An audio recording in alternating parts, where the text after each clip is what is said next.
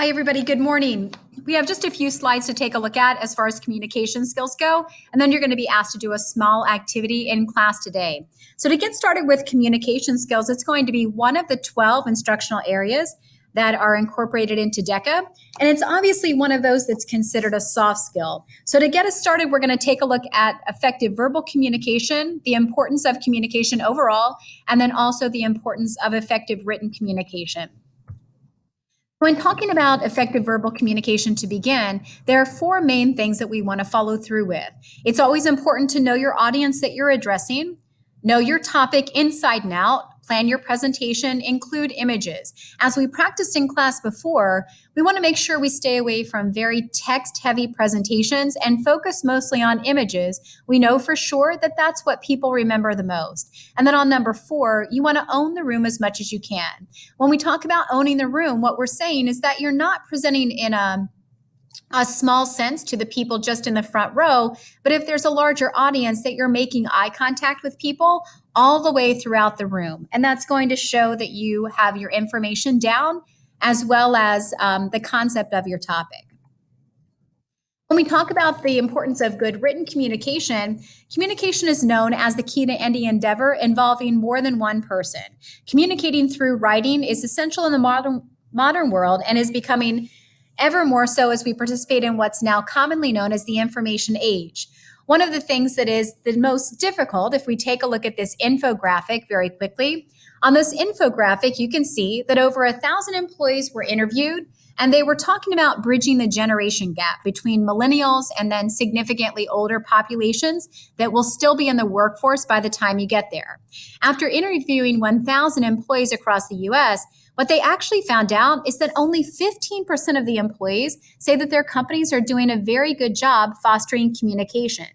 What they also found out from this interview is that they found out overall that what people felt like would really be an effective thing was if they were given a situation where they could provide feedback on different topics within a company, but maybe not face-to-face. So maybe doing something more like a Google form where they would be able to voice their opinion.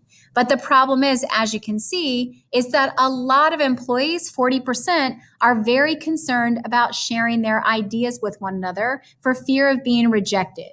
So we have to find a way to bridge that divide. Moving on to effective written communication. So we have a couple different activities that we're going to do in class. Today, you're going to be asked to do a practice professional email. A practice professional email, the setting is going to be that you work for a company and you're going to be emailing me as if I was your client.